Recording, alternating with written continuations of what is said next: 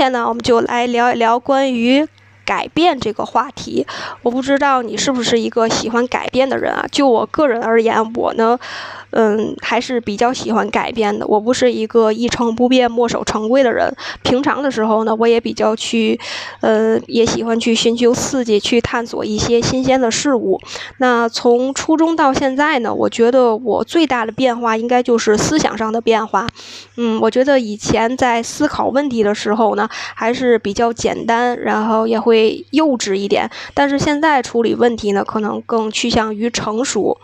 我们知道中国呀，是和欧洲国家有一个很大的不同，在于呢，中国是一个一党制国家，而欧洲呢可能是多党制国家。我觉得不管是怎么样的党制吧，中国每一次的这个巨变呢，可以说都是一个质的飞跃。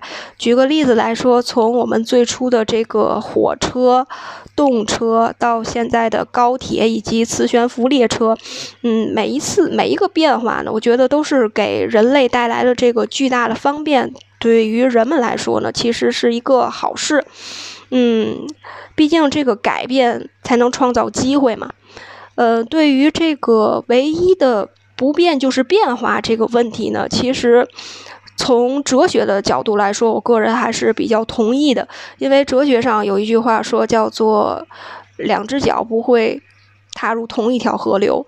这个是一个从流变说的角度来看呢，确实是万事万物呢，它这个流动呢都是绝对的，而静止呢是相对的。所以我是比较同意这个观点的，没有什么是绝对静止的。对于我从一个孩子到现在所看到的这个世界最大的变化，我觉得应该就是气候的变化了。我在天津生活了20多年，我记得我小时候呢，这个天津的这个季节是四季分明的。但是现在呢，随着这个气候的变暖以及冰川的融化，可能这个气候的这个分明程度呢就已经变得很模糊了。有的时候我们知道就是在春天的时候还会下雪，而且现在夏天呀很热，是因为这个臭氧层的这个被破坏呀。所以我觉得这个气候变化是我见证一个最大的改变。我觉得我们国家多数人经历最大的改变，其实应该是教育。从19世纪兴办这个京师大学堂开始呢，这个现代高等教育在我国呢已经有1个世纪之久了。那么这期间呢，也是经历了这个萌芽、渐兴、初步发展，然后相对停滞、恢复发展、高速发展这么几个阶段。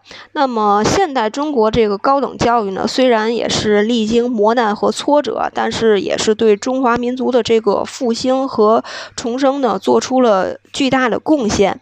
那么今天的这个高等教育呢，无论是从这个办学规模、教学质量，还有这个教学理念呢，相比之前来说呢，都有了一个很大的变化。那么越来越多的人呢都能接受教育。那么我们知道中国以前它的这个教育条件啊，还有教育环境啊，以及这个教育的这个理念呢，可能都是不是很高。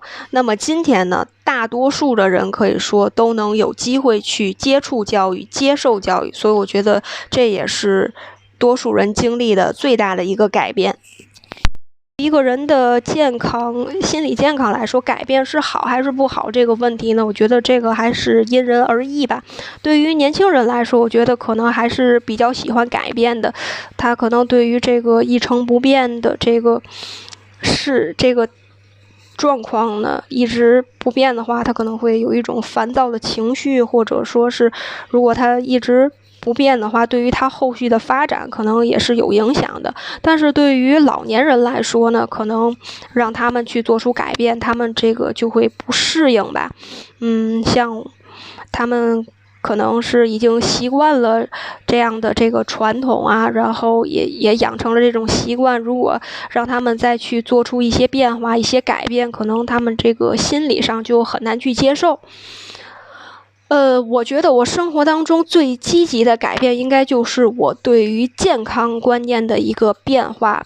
之前呢比较年轻，觉得自己的这个身体呢也很好，也不太喜欢运动。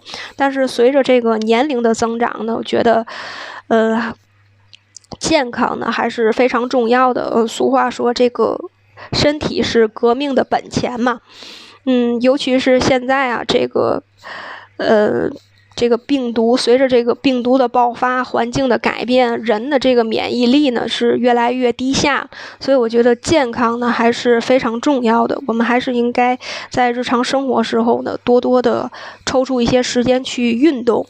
那对于除了读过的书、见过的人、旅游过的地方，你还是5年前的你，这个引用，我觉得我不太同意这个观点。为什么不同意这个观点呢？因为我觉得5年前我的思想和我现在的思想就有一个质的差别，所以我不太认同这个话。